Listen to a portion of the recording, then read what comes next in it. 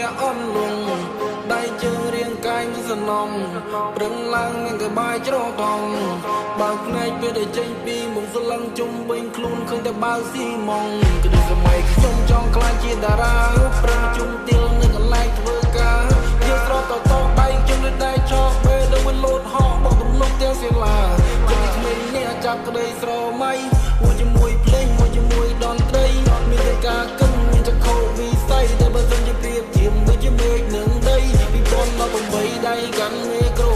គេបោកស៊ីសទៅមលីអូហើយតែចង់ល្បីលើសលេងស្រែកហូរលាយដូចឡានកិនស្អុយដូចជាអាចគោអូហូ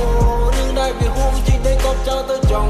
មកកម្មពីចាត់ទុកខ្ញុំរំដកគ្រូមិនចង់ប្រៀបធៀបឡៃលើរបស់ជជុំចាត់ទុកឲ្យហោសកម្មទឹកពលលោកអត់ស្ដាយដែលមកជន់ដីក្រុងធ្វើខ្លួនកម្មករសំណង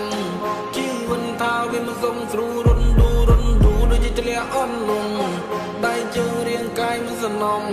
ប្រឹងឡើងនឹងក្បាយច្រោះថង